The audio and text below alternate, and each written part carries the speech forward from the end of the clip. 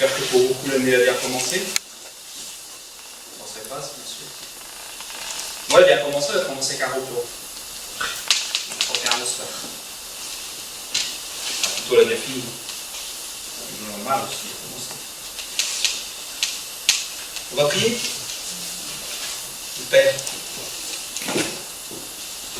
je ne me laisse pas de dire que nous avons besoin de toi. Nous avons besoin de ta grâce, nous avons besoin de toi, Saint-Esprit, pour que ce qui va être donné aujourd'hui puisse être encore une fois. Pas seulement parce que c'est le sujet, mais la nourriture. La nourriture pour notre corps, pour notre esprit, pour notre âme. Cette nourriture dont nous avons besoin pour cheminer, pour avancer, pour aller plus loin, et pour que ta volonté puisse s'accomplir en chacun de nous. Amen. Amen. Alors je vous invite à lire tout de suite 1 Pierre 2, versets 2 à 5. C'est un verset qui est très connu.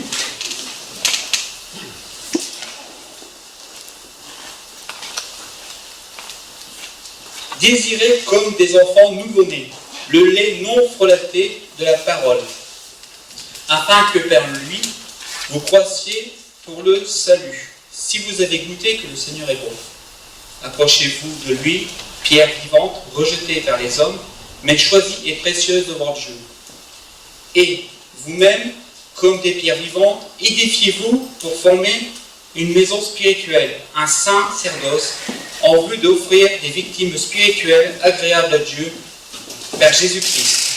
Amen. Désirez. Pierre nous dit de désirer le lait non frelaté. Notre version dit le lait pur. En effet, un lait qui tourne est plus bon. Et souvenir comme ça, le malin n'a pas hésité de frelater la parole de Dieu quand il a tenté Jésus. Il a détourné la parole pour pouvoir le séduire. Donc le lait peut être frelaté. Dans notre société qui est aujourd'hui, et je parle surtout dans les pays occidentaux, où la nourriture est abondante, nous voyons de plus en plus de personnes en surpoids. La nourriture est plus que riche. Nous avons des aliments aujourd'hui que nos parents n'ont pas connus, que nos grands-parents n'ont pas connus. La banane, par exemple, a apparu en France au début du siècle dernier. Avant, on ne savait pas ce que c'était qu'une banane, à part ceux qui voyageaient. Et pourtant, la banane est bonne, elle contient des sucres lents. Des bonnes choses utiles pour le corps. Mais à plus ou moins long terme, il s'est passé une chose, surtout dans notre société occidentale, comme je disais, c'est qu'on a de la nourriture en abondance. Il suffit d'aller en surface et on voit la nourriture, on peut choisir, c'est varié. Je me souviens une fois que des Allemands du pays de l'Est disaient aujourd'hui on ne sait plus quoi choisir parce qu'avant on avait peut-être 3 choses, on avait 3 paquets de café, maintenant on en a. Et je me dis c'est vrai, incroyable. Et on peut manger pratiquement de tout. Et en gros général, on ne nous offre pas des choses qui sont mauvaises. Généralement, ils ont toujours plus ou moins une vertu. Même le café a une vertu. C'est l'excès qui est fort. Mais cela nous apporte à avoir quelque chose qui se passe dans notre corps, c'est qu'on commence à prendre quoi? De l'embonpoint. C'est pas pour vous, mais moi depuis déjà quelques années, alors j'étais quelqu'un qui était plutôt affiné, je commence à avoir pris de la graisse et pas forcément de la bonne. Et tout ça parce que j'aime bien ce que ma femme me prépare. C'est pas un défaut, je dirais, mais bon. On appelle aussi ça la malbouffe, c'est-à-dire que quelque part aujourd'hui, avec tout ce qu'on voit, les snacks qui ouvrent, les restaurants, restauration rapide, les pizzerias, enfin, je suis pas là pour faire une mauvaise pub, hein, mais quand même nos jeunes aujourd'hui mangent à l'arraché.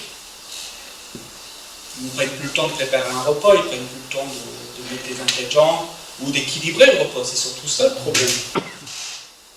On nous conseille aujourd'hui 3 fruits et légumes par jour, bien, mais on sait très bien qu'on ne les consomme pas, ces 3 fruits et légumes par jour. Cela occasionne aujourd'hui, dû à ce surpoids, des maladies. Entre autres, celle la plus fréquente, c'est le cardiovasculaire. La mauvaise graisse, c'est-à-dire le mauvais cholestérol, encombre les vaisseaux et il y a un risque d'arrêt cardiaque.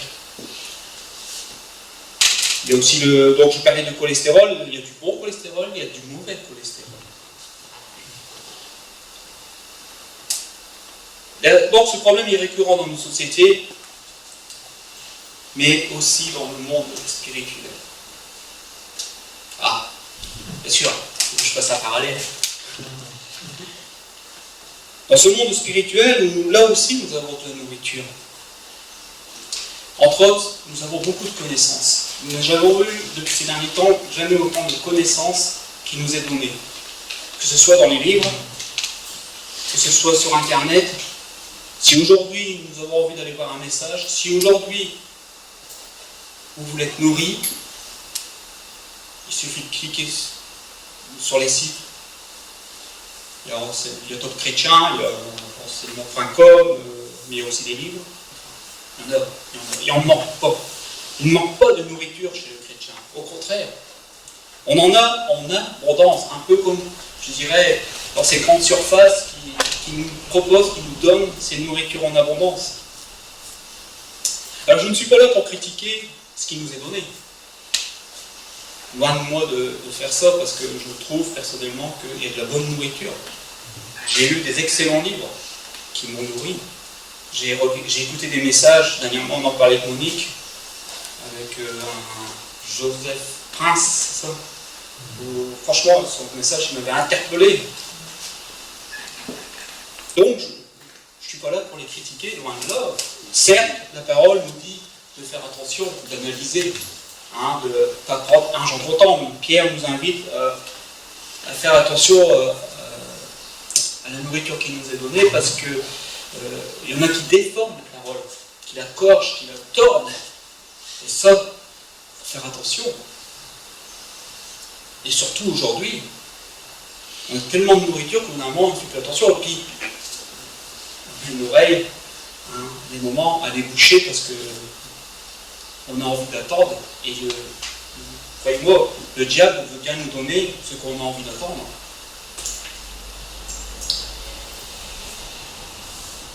Donc se nourrir, oui, mais bien se nourrir, et se nourrir équilibré, recevoir ce dont il nous faut chaque jour que Dieu fait. Par exemple, et je me souviens d'un message de Thierry qui nous avait donné à Merly, quand il parlait de nourriture dans le Notre Père, il avait pris l'exemple du Notre Père, donne-nous notre pain quotidien. Quand Jésus dit cela, bien sûr, on pourrait dire, notre pain quotidien, c'est la nourriture que nous mangeons tous les jours pour notre corps. Et Thierry nous rappelait que, oui, peut-être à une époque, ça pouvait être cela. Mais aujourd'hui, quand on demande au Père, donne-nous notre pain quotidien, ça peut être aussi notre nourriture spirituelle. Soyons honnêtes avec nous-mêmes. Aujourd'hui, allez, je m'avance peut-être, mais la grosse majorité des Français mangent à leur faim. Et même si à la rigueur, il y a encore des gens qui ne peuvent pas se payer de la nourriture comme il faut, il y a des associations, il y a les Restos du Cœur, il y a la Croix-Rouge, qui sont prêts, je pourrais en citer d'autres bien sûr, j'en ai cité que deux, mais il y en a pas mal. Et même nos églises à nous, la plupart font des œuvres pour avoir aux gens qui sont dans le besoin matériel, entre autres le manger. Donc, aujourd'hui, on pourrait dire qu'on demande au Père, donne-nous notre pain quotidien. Pour nous, ce serait plus, donne-moi ma nourriture spirituelle, ce qui va me tenir au corps pour que je puisse avancer, pour que je puisse cheminer. Et cela, moi, je dirais, c'est tout à fait normal. Pour le Notre Père, vous pourriez, je prends l'exemple de Luc 2, verset 4, mais tout le monde le connaît, c'est pas la peine d'aller le lire. C'est une des premières choses qu'on apprend, que j'ai appris. Donc, nous nourrir, oui, mais nous nourrir équilibré. Un nouveau-né a besoin de lait. Pourquoi? Alors, déjà, commencer par le lait. Moi, pour les mamans, je sais très bien, mais bon, même pour les maris qui ont accompagné leurs femmes quand ils ont eu des enfants, nous savons très bien que le lait est important. D'ailleurs, je dois mal donner un steak à un bébé. Mais le lait est important et quand on lui donne, alors je vais parler du lait, pour moi le lait que la femme quand elle allait. Pourquoi? Parce qu'il est complet. Quand la femme allait, pour moi, je ne critique pas forcément les petites bouteilles de lait coordonnées, c'est bien aussi. Pourquoi? Parce que le lait est approprié pour l'enfant, et en plus, la femme donne des anticorps. Et ces anticorps vont protéger l'enfant. Le temps que les défenses de l'enfant puissent se mettre en place. Donc, désirer le lait non frelaté, c'est ça, c'est désirer de Dieu ce dont nous avons besoin, ce lait qui va nous fortifier. Le lait va servir à quoi? Il y a quoi dans le lait? Il y a du calcium. Le calcium va servir à quoi? Il sert pour les os. Vous savez que notre corps, vous avez une charpente. Hein? Oui, mais c'est important, parce que sur cette charpente-là, c'est quoi qui va être bâti? Nos organes, les muscles, ce dont nous avons besoin, et il faut que cette charpente soit solide. Donc il faut bien commencer par quelque chose de consistant. Et c'est ce que Dieu veut nous donner au premier abord. Il veut nous donner du solide, de quelque chose qui va faire en sorte que des années plus tard, on ne soit pas en carence ou qu'on n'ait pas des maladies, et ça a existé. Et ça existe toujours dans certains pays. Bien sûr, le bébé, lui, quand il a faim, vous savez très bien ce qui se passe. Et on pleure. Combien de fois nos sœurs ont été réveillées par nuit, et même les maris d'aujourd'hui se lèvent par an pour dire dors, je vais lui donner à manger. Enfin là, je parle du biberon par contre. On lève, le bébé, il n'attend pas, il pleure, et puis tant qu'il n'a pas mangé. Alors vous allez me dire, mais un jeune chrétien, quand il a besoin de sa nourriture, comment Dieu le nourrit quand il commence à dire je veux? Il y a une particularité que je trouve qui est pas mal, c'est que, je ne sais pas pour vous comment vous avez vécu vos premières années de vie chrétienne, mais moi personnellement, je sentais la présence de Dieu. Il était là, il était présent, je ne sais pas, j'avais quelque chose là. Alors je ne dis pas que je ne l'ai plus. Il ne faut pas s'y méprendre. Mais il était là, quand j'avais besoin. Il était là quand je voulais absolument vouloir comprendre. Il était là. Et c'est sa présence qui était ma nourriture. Après, avec le temps, dès que l'enfant a un certain âge, arrive, grandit, on commence à lui donner des morceaux, on commence à lui donner de la nourriture qui est un peu plus solide. Et là, on a l'impression que Dieu s'éloigne. Non, Dieu s'éloigne. Dieu est toujours présent, mais maintenant, il faut cheminer par la foi. Ce n'est plus la même chose. Comme on ressent sa présence qui nous accompagne, qu'au bout d'un moment, il faut cheminer par la foi. Et ça, cheminer par la foi, c'est qu'il faut commencer à se nourrir de nourriture solide. Alors, il faut déjà commencer quand on est petit, mais un bébé va pas tout comprendre. Et moi, quand je lisais la Bible, la première fois que j'ai lu la Bible, même après, je ne comprenais pas tout, et encore aujourd'hui. Mais au début, j'étais largué.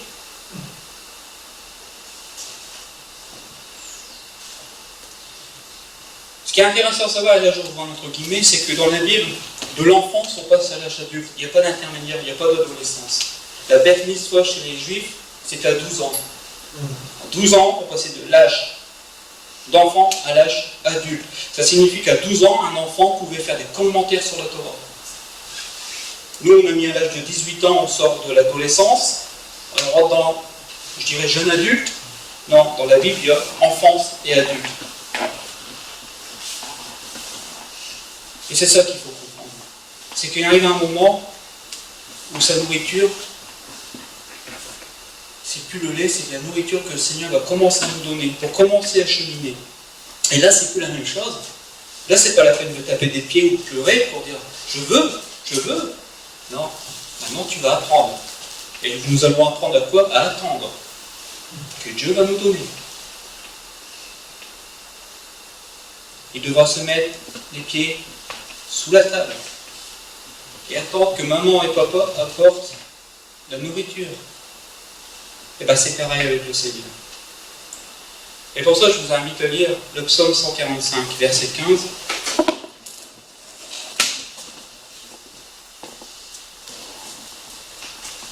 C'est surtout le verset 15 qui est intéressant, mais je vais vous lire à partir du verset 14.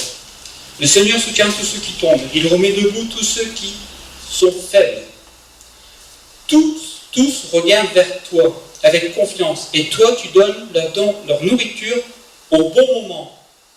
Tu ouvres ta main et tu donnes à tous les êtres vivants ce qu'ils désirent. Il donne sa nourriture au bon moment. Une autre version dit, il donne la nourriture en son temps. On voit que là, ce n'est plus nous qui allons vers lui, ou qui crions pour dire je veux, je veux, je veux. C'est lui qui dit maintenant, c'est moi qui vais te donner. Mais ce que je vais te donner, c'est pour que tu puisses continuer à cheminer, c'est pour que tu puisses continuer à avancer, c'est pour que tu puisses continuer à être mon témoin.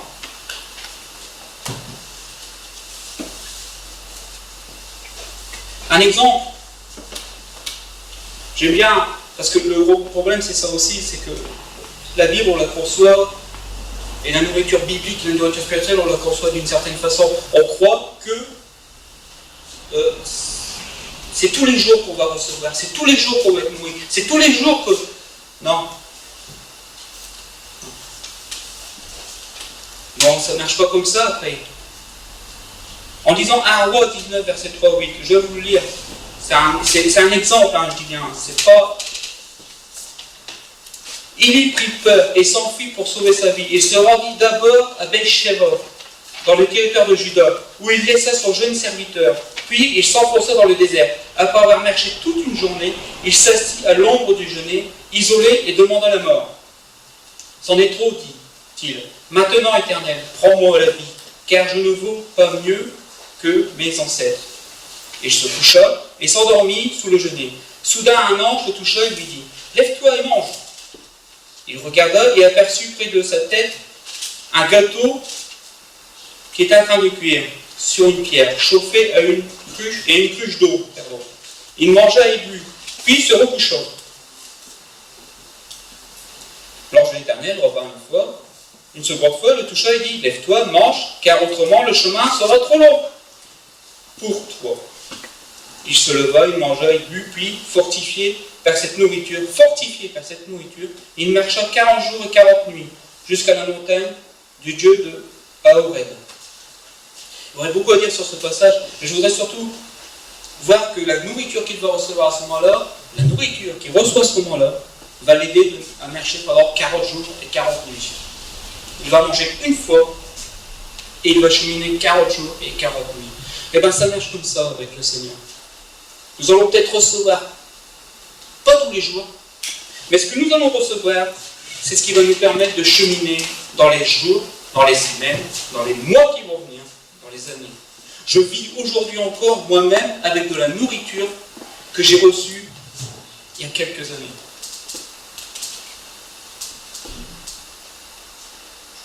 Le gros problème aujourd'hui, c'est qu'on veut. Alors on le dit. Alors évidemment, c'est bien de vouloir se nourrir. Et c'est normal, tout à fait normal, qu'on recherche à se nourrir. Pour des raisons diverses. Certains désirent la guérison, ils veulent la guérison. Alors ils vont faire des recherches pour cela. C'est tout à fait logique. D'autres, c'est pour s'améliorer peut-être dans la sanctification. Et ils vont aller voir des messages là-dessus, ils vont lire des livres là-dessus, ils vont écouter là-dessus. Et c'est tout à fait normal. Nous avons aussi nos propres recherches. Et je ne pense pas que Dieu va nous blâmer là-dessus. Surtout quand ces recherches vont dans le bon sens. On ne peut pas blâmer quelqu'un à vouloir être guéri. On ne peut pas blâmer une personne qui désire se faire sanctifier.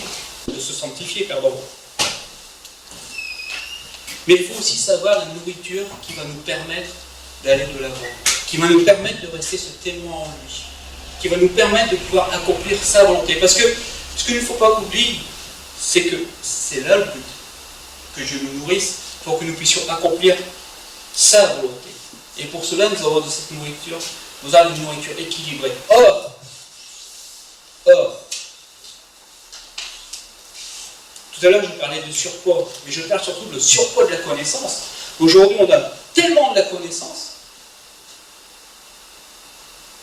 Vous avez celle qui est aujourd'hui, qui est donnée, mais vous pouvez aller ce soir sur Internet, vous pouvez aller réouvrir un livre, et vous en avoir d'autres. Vous n'aurez même pas le temps de digérer ce que j'ai apporté. Vous n'aurez même pas le temps de compléter ce que je veux apporter, parce que c'est aussi votre travail de compléter pour vous-même, en fonction de votre vie.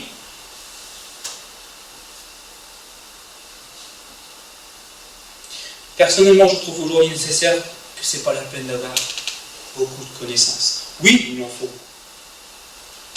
Il en faut. Il en faut pour avancer, il en faut pour cheminer. Mais il faut surtout avoir la connaissance que Dieu désire nous donner. Un pasteur n'aura pas la même connaissance qu'un évangéliste. Un évangéliste n'aura pas la même connaissance qu'un enseignant. Certes, je peux avoir une connaissance facultative, c'est-à-dire que je le sais. Est-ce que ça va m'aider dans ce que je veux accomplir dans l'Église? Imaginez un instant que je vais servir dans le caritatif et que j'ai un cœur de pierre. Ce serait important d'aller voir la nourriture qu'il faut et de demander au Seigneur la nourriture qu'il faut pour que ce cœur devienne cher. Parce qu'on va être au contact de gens qui ont besoin d'amour, qui ont besoin qu'on les écoute. Et si on arrive avec cette connaissance de rigidité pharisianiste, on va les foutre en l'air. Faire attention à la nourriture qu'on reçoit. Il faut faire aussi attention, c'est cette nourriture qu'on désire ardemment, qu'on veut. Parce que vous savez que tout à l'heure je disais, on aime bien être flatté, on veut être flatté par nos oreilles, on veut attendre quelque chose qui est bon, qui nous fait du bien. C'est tout à fait normal. Encore une fois, comme je dis, c'est bien par moment d'être encouragé. C'est bien des moments de recevoir des messages qui nous permettent d'aller de l'avant et qu'ils nous disent ouais, allez, on y va. Ouais, c'est super, le Seigneur est avec nous. Oui. Il faut aussi pas écouter les messages qui nous dérangent, qui nous interpellent, qui vont nous nourrir aussi.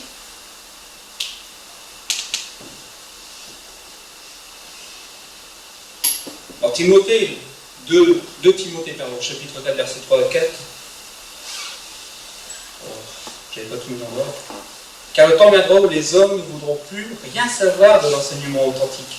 Au gré de leurs propres désirs, ils se choisiront une foule de maîtres et qui demanderont de les caresser agréablement les oreilles. Ils se détourneront de la vérité pour écouter des récits de pure invention. Quand nous cherchons à nous nourrir et quand nous désirons nous recevoir la nourriture de Dieu, il faut apprendre aussi à savoir que Dieu, en tant que Père, veut aussi reprendre ses enfants et que par moments, il ne dira pas forcément des choses flatteuses. Les témoignages que j'ai pu entendre, par moments, ils reprennent même sévèrement. Et Amen, parce qu'il est mon Père.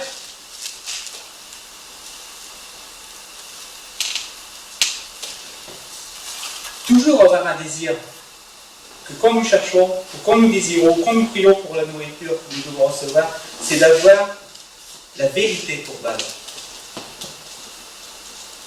C'est vraiment cette quête de vérité en nous. La vérité qui nous affranchit, la vérité ne fait pas toujours plaisir, mais elle nous libère. C'est marqué, la vérité va vous libérer. Jésus était en communion avec Dieu. Il était lui-même la vérité. Mais cette vérité qui nous libère, si nous-mêmes nous sommes en communion avec Jésus, son travail à le faire quoi pour nous? C'est nous libérer. Est-ce que Jésus a toujours été tendre avec ses apôtres? Non. Il disait les choses. Donc il faut aussi apprendre à recevoir sans crainte d'être repris, sans crainte d'être redressé. Mais si on cherche toujours de la nourriture qui nous est agréable, bien. Mais est-ce que cela va nous apporter à cheminer ou à avancer? Parce que quand les problèmes arriveront, quand les soucis arriveront, quand les épreuves arriveront, le réflexe qu'on va avoir, c'est quoi? Je ne comprends pas, Seigneur. Oui, mon enfant, mais quand je t'ai parlé de sanctification, quand je t'ai parlé du péché, quand je t'ai parlé de quelque chose qui n'était pas agréable, tu ne m'écoutais pas. Quand mon serviteur t'a interpellé dans un message sur ça ou sur ça, ça ne t'a pas plu. Tu ne voulais pas entendre, tu ne voulais pas être repris. Tu ne voulais pas recevoir. Moi, je vous dis la parole, je vous assure, je n'ai jamais j'ai ressenti de jugement. Même la première fois que j'ai eu la Bible, jamais j'ai ressenti de jugement. Et qu'est-ce que je ressentais? Que j'étais pécheur. Et pourtant, jamais j'ai ressenti de jugement. Mais Dieu disait les choses.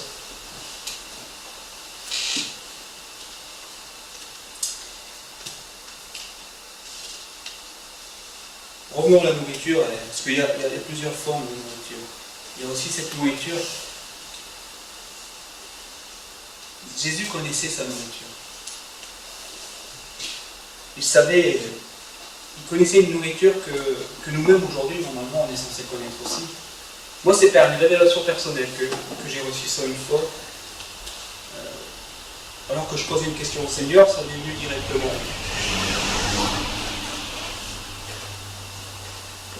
Notre Seigneur a une connaissance qui va au-delà de nos propres pensées. Et pourtant, il disait quand même, j'ai une nourriture que vous ne connaissez pas. Ça, on le voit dans Jean 4, versets 31 à 34. Entre-temps, les disciples pressaient Jésus en disant, Maître, mange donc. Mais il leur dit, j'ai pour me nourrir un aliment que vous ne connaissez pas. Les disciples se demandèrent donc entre eux, est-ce que quelqu'un lui aurait apporté à manger? Ce qui me nourrit, leur expliqua Jésus, c'est d'accomplir la volonté de celui qui m'a envoyé et de le mener à bien l'œuvre qu'il m'a confiée. Un jour que j'étais en train de... que j'étais pas au top, une voisine m'appelle, elle était aussi 3/6 dessous. Et elle m'appelle. Je ne sais pas le moment de m'appeler. Je ne suis pas au top. Et pourtant, quelque part, j'ai oublié mon souci et j'ai quand même voulu l'aider. Alors j'étais à l'écoute, simplement à l'écoute. Vous savez, c'est pas difficile d'être à l'écoute. Enfin, pour moi aussi, parce que je payais pour ça. J'ai tendance à faire les plus vite que je n'étais. Mais cette fois-ci, j'étais à l'écoute et j'ai fait ce que je pensais bien. Je l'ai encouragé, je leur ai envie à regarder au positif. J'ai lui parlé de ma foi, j'ai essayé de l'aider au mieux. À la fin de la conversation, elle était bien, elle se sentait beaucoup mieux.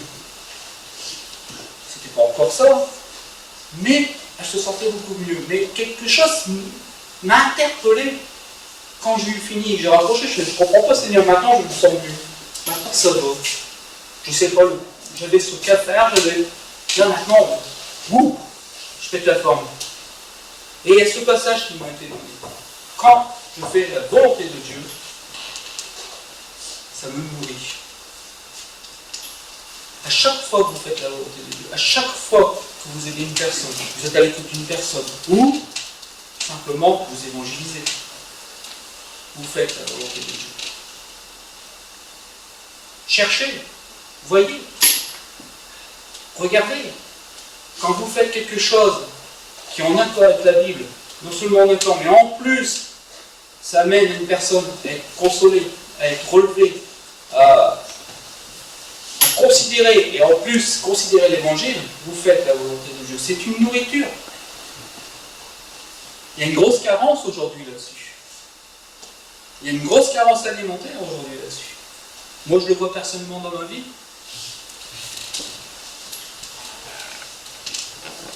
Faut que je reprenne dans les notes. Voilà. Donc, Jésus avait cette connaissance qu'il devait accomplir la volonté de Dieu et que pour lui, c'était pas seulement une obéissance, mais c'était aussi une nourriture, et une nourriture qui l'aidait à avancer chaque jour. Notre nourriture à nous aussi, quand nous accomplissons, nous désirons accomplir la volonté de Dieu, ça devient pour nous une nourriture. Et nous allons nous en nourrir. Nous allons nous faire du bien. Parce que je tiens à rappeler que là, je ne parle plus de nourriture terrestre, je vous parle de nourriture spirituelle.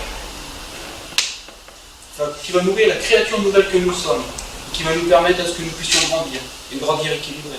Je vous ai dit tout à l'heure que tout enseignement n'apporte pas forcément le bien qu'on aimerait attendre. Mais c'est parce qu'on en entend tellement qu'à des moments on ne sait plus. On ne sait plus. Un philosophe, je dirais, du siècle dernier, alors son nom, peut-être que vous le connaissez, Nietzsche. J'ai jamais su le prononcer, excusez-moi. Nietzsche, on va dire Nietzsche, c'était un philosophe du siècle dernier, je pense pas qu'il était chrétien, mais il a dit quelque chose qui pour moi était pertinent. Il disait, trop de connaissances tue l'action. Trop de connaissances tue l'action. Incroyable. Et oui, et moi je suis d'accord avec lui. C'est fou aujourd'hui comment j'ai de la connaissance, et pourtant je ne suis plus en action. C'est fou comment nos églises ont une connaissance incroyable, et pourtant ben, qu'est-ce qui se passe avec toute la connaissance qu'on a? C'est quoi le problème? Quand je vois le frère que je côtoie à Caudry, qui lui a beaucoup moins de connaissances que moi, et comment il touche les âmes. Quand par moment il nous voit, il nous dit: tiens, j'ai une question à te poser, toi qui as du savoir. Oui. Tiens, il y a toi, ce monsieur là-bas, là, il m'a posé une question, viens, on va aller le voir, tu vas lui répondre. Et Dieu merci, j'ai été enseigné, j'ai reçu des enseignements, et je fais super, c'est bien, je peux lui répondre. Et pourtant, c'est qui a fait le travail d'évangélisation, c'est lui, et lui n'a pas la connaissance que j'ai. Et pourtant, il a un cœur à évangéliser, il a un cœur à apporter, il n'a pas toute la connaissance. Et il le fait dans la joie. Et il est content quand il touche une âme. Et il n'a pas toute la connaissance. Alors que moi, je suis censé faire meilleur que lui, vu que j'ai plus de connaissances que lui. Alors qu'est-ce qui m'a bloqué? Qu'est-ce qui m'a arrêté? Est-ce que j'ai reçu vraiment la nourriture que j'aurais dû recevoir à une époque? Est-ce que quelque part je me suis nourri comme j'aurais dû me nourrir à une époque? Je pense que j'ai ma part de responsabilité. Je crois que j'ai préféré les cheeseburgers qu'une nourriture équilibrée. Je fais un amalgame. Et je me suis payé de la graisse, de la connaissance. Et c'est tout ce que j'ai. Maintenant, il faut que je fasse des exercices pour perdre cette graisse. Il faut que je rééquilibre mon corps pour pouvoir cheminer et avancer.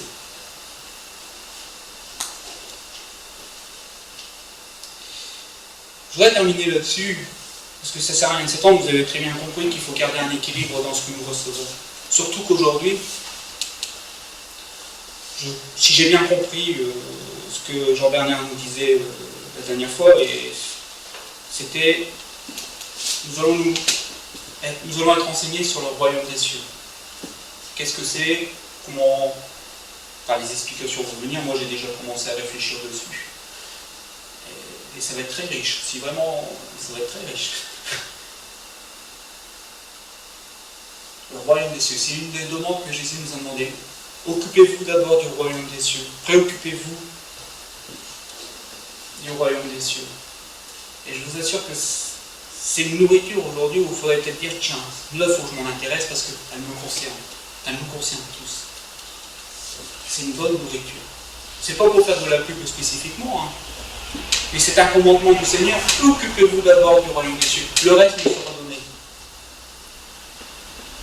Et c'est vrai. Mais cette richesse du royaume des cieux, quand nous la considérons, je vais prendre simplement un petit exemple, hein, simplement pour vous mettre l'eau à la bouche. Quand Jésus dit le royaume des cieux est au milieu de vous ou en nous, maintenant il est en nous. Moi je pense qu'à l'époque il était plutôt au milieu d'eux. C'est-à-dire qu'il n'était pas encore en eux. Vu qu'il n'avait pas encore cru que Jésus était le Fils de Dieu. Donc pour moi, il y a une différence entre avant la croix et après la croix. Avant la croix, il y avait que ses disciples. Oui, ils avaient reçu l'autorité. Ils avaient aussi l'autorité du royaume des cieux. Ça déjà, il faut faire la remarque. Chassez quoi? Vous chasserez les démons, vous guérirez les malades.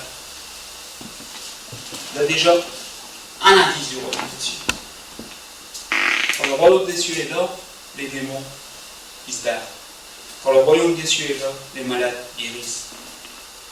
Jésus est le royaume des cieux. Il est le royaume des cieux. Et c'est pour ça qu'il faut bien réfléchir. Quand nous parlons de royaume des cieux, est-ce que Dieu recherchait d'abord? C'est rechercher d'abord sa volonté. Rechercher d'abord l'obéissance à faire sa volonté. Pour que nos prières puissent monter. Pour que nous puissions avoir un impact de ceux qui nous entourent. Le problème, encore une fois, et là moi je pense que je suis fautif parmi vous. Pour d'autres, hein, c'est que je n'ai pas recherché le royaume des cieux. J'ai recherché à avoir de la connaissance. J'ai recherché à savoir comment chasser les démons. Oui. Et moi je vous dis qu'un enfant peut chasser un démon s'il a l'autorité de Christ. Bien sûr. Est-ce qu'il recherche le royaume des cieux pour autant? Peut-être pas, parce que lui n'en a peut-être pas conscience. Mais nous, en recherchant d'abord le royaume des cieux, les choses se mettront en place d'elles-mêmes. De toute façon, on le verra très vite. Pour celui qui recherche le royaume des cieux, le malin ne restera pas inactif. N'oubliez pas que Jésus a dit: j'ai vu Satan descendre. Là, Satan, il commence à avoir les boules. Il dit: qu'est-ce qui se passe là? Quand une église recherchera le royaume des cieux, bah, vous le verrez en contestant, parce qu'il dira, qu'est-ce qui se passe? Il faut que j'élimine cette église-là. Il ne faut pas que je la laisse faire. Et pour ça, il faut recevoir la bonne nourriture. Il faut rechercher la bonne nourriture. Il faut la désirer. Parce que quand on a du bon point, qu'est-ce qui se passe? Je ne sais pas pour vous, mais pour moi, j'ai remarqué que les personnes qui prenaient du poids sont concernées. Même si je ne paierais pas, j'en ai pris. Mais qu'est-ce qui se passe quand il n'y a plus qu'à 100 mètres? Bah oui. Et le problème, si je compare la respiration à la prière, parce qu'on peut s'abstenir de manger, je peux me priver de nourriture, je peux m'en priver pendant au moins 3 semaines. On dit 3 minutes sans respirer, 3 jours sans boire et 3 semaines sans manger. Je ne sais pas si c'est véridique, moi au bout d'une minute, je suis tombé là comme si je respire pas. Mais je parle surtout du cerveau, je pense. Et quand même, on peut se priver de nourriture, mais on ne peut pas se priver de respirer. Essayez d'arrêter de respirer pendant au moins 1 minute déjà. Moi, je n'y arriverai pas. Enfin, du moins, aujourd'hui, peut-être à une époque, je serais arrivé, mais aujourd'hui. Voilà. Si je compare la nourriture aux enseignements, je comparerais la prière à la respiration. Et c'est ça qu'on a besoin. Et si on n'arrive plus à respirer parce qu'on a pris le bon point, parce qu'on ne sait plus quoi respirer, parce qu'on ne sait plus quoi prier, tellement qu'on a de la connaissance qu'on ne sait plus comment s'orienter. Vous savez, Satan aime bien les excès. Hein. Soit beaucoup de connaissances, soit pas du tout. Il a toujours aimé les extrêmes. Donc, et il n'y a pas qu'on qui dit, il y a beaucoup d'Églises qui aiment les extrêmes. Et on verrait que la religion est extrême. Hein. Il faut réapprendre, non seulement à se nourrir, mais réapprendre à respirer, pour que nous puissions, je dirais, quand il faut courir, parce qu'il y a des moments où Dieu nous demande de marcher, il nous demande aussi de courir.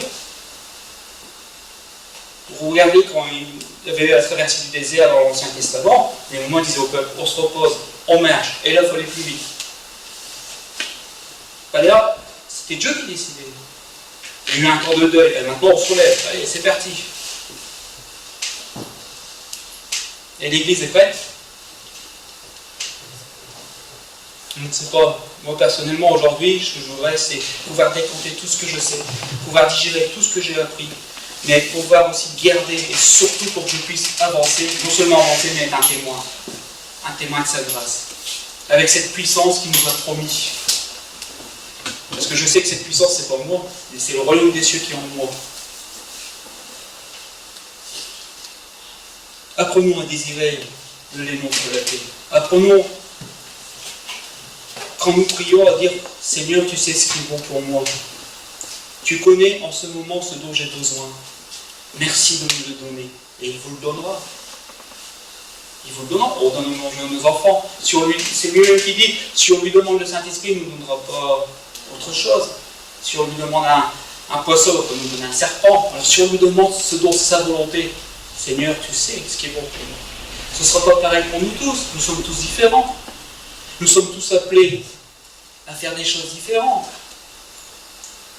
Comme je disais tout à l'heure, le berger aura cette connaissance pour pouvoir nourrir son troupeau, mais parmi son troupeau, il y aura des personnes qui vont pouvoir faire des choses dans l'église que le berger n'a pas le temps de s'occuper. Il y aura des talents qui vont grandir. C'est aussi une forme de nourriture. Je vais m'améliorer en ceci ou en cela pour être au service, toujours dans cette constante être au service. Au service pourquoi? Pour pouvoir être prêt à tous ceux que Dieu va envoyer. Il l'ajouta à l'église. Les apôtres travaillaient, oui, ils priaient, oui, on remarque même qu'ils priaient plus. Qu'ils ont dû délaisser, rien que ça, regardez, rien que ça. Ils ont dû délaisser le service à table pour dire non, on ne peut pas. Il faut qu'on continue à prier, il faut qu'on continue à annoncer la parole. Alors choisissez des diacres pour pouvoir servir à table. Donc dans l'Église, on a besoin de diacres. On a besoin de serviteurs pour que tous ceux qui rentrent puissent être accueillis. On a besoin de tous d'être remplis du Saint-Esprit pour avoir cette sagesse. Je ne sais pas, on a prié quoi hier? Hier en soirée. Et tout le long de la semaine, on a prié quoi? On a besoin de remise en question. Si on demande à Dieu et que Dieu est prêt à nous exaucer, soyons prêts à le recevoir et soyons prêts dans le service. Faisons donc attention à ce que nous recevons ne soit pas pour nous un frein, mais une bonne nourriture qui va nous permettre d'aller là-bas. Ayons le plus possible, je dirais, du bon cholestérol et non pas du mauvais. La bonne graisse, oui, la graisse est bonne. Vous savez que la graisse nourrit notre cerveau. Il y a deux choses qui font fonctionner le cerveau, la graisse et l'oxygène. Moi, j'étais étonné quand j'ai appris ça. Mais bon, j'apprends. Et je sais. Désirons la bonne graisse. Par ce temps, la graisse fait du bien. Mais en été, on cherche à s'en débarrasser. Cherchons plutôt à nous débarrasser de ce qui ne sert pas, de ce qui nous est inutile, de ce qui nous incombe, de ce qui nous empêche d'avancer. Jésus, quand il a traversé la mer, le lac de Tibériade, si ma mémoire est bonne, et qu'il devait chasser un démon, il n'a pas commencé à se casser la tête en disant oh, oui, j'ai connaissance, oui. Non, il a chassé le démon. Est-ce qu'il a entendu que la personne ait de la connaissance pour l'envoyer dire va témoigner dans ta famille de ce que le Seigneur a fait pour toi? Non. Pourtant le gars voulait rester avec Jésus. Bon, va témoigner à ta famille. Est-ce qu'il avait une grande connaissance? Non, il avait rencontré Christ. Je remarque souvent que les jeunes convertis, par moment, ils ne cherchent pas à savoir si ceci, si cela, non, il faut. Moi je me souviens au début, et c'est ça qui est le moment où je suis un peu contre moi-même, je me dis, mais André, tu te souviens au début? Tu cassais les oreilles aux gens. Mais aujourd'hui, oui, mais entre-temps j'ai eu de la connaissance, et puis quelque part ça m'a refréné. Attention, on va dire ceci, attention. Oui, on commet des erreurs, il ne s'agit pas de les répéter. Le problème, c'est pas tant l'erreur, le problème c'est si on les répète. Ça, oui, ça devient un problème. Mais sinon, on apprend. Et on apprend de nos échecs. On élimine la mauvaise graisse, on garde la bonne. On garde cette bonne nourriture. Ainsi, je fais sa volonté. Et je continuerai à faire sa volonté. Et c'est ça qui est important. Est-ce qu'on sera jugé sur notre connaissance, sur toutes nos connaissances qu'on aura eues? T'as vu Seigneur, j'ai écouté tel message, j'ai lu tel livre, j'ai fait ça. Oui, qu'est-ce que tu as fait avec? Rien. Là, je te juge. Alors, je ne vous parle pas de condamnation, je ne vous parle pas de la condamnation en enfer. Tu savais, tu n'as rien fait. Mais quand on sait ce qu'on fait, tu as fait ta volonté. Tu as fait sa volonté. Nous allons donc recevoir des enseignements sur le royaume des cieux. Soyons à l'écoute. Et sachez que la mise en pratique, c'est aussi une nourriture. Et une bonne nourriture. Parce que c'est là que Dieu va pouvoir libérer. Il va pouvoir libérer le reste de la nourriture, il va pouvoir libérer son royaume, qui va nous permettre de pouvoir le servir, et non pas selon notre volonté, mais selon sa volonté. Amen. Je pense qu'on peut arrêter là pour aujourd'hui. Bon, j'ai largement dépassé. On va prier. Mon Père, je te rends grâce et je te loue parce que tu pourvois et que tu donnes chaque jour. Je te remercie pour cette nourriture abondante que nous avons. Nous ne voulons pas la rejeter. Aide-nous simplement, Père, à pouvoir discerner, Seigneur, ce qui est bon pour notre cheminement. Ce que nous pouvons utiliser, Seigneur, selon, Seigneur, ta volonté, selon ce que tu désires pour nous, pour chacun de nous. Car nous ne sommes pas tous appelés, Seigneur, à faire le même travail. Mais nous sommes tous appelés à nous compléter pour que ce corps, Seigneur, puisse fonctionner, Seigneur, d'un seul cœur et d'une seule âme. Selon ta grâce et selon ta volonté, je te loue, je te rends grâce pour que tu pourvoiras dans les prochains jours, à travers mes frères, à travers mes sœurs. Amen.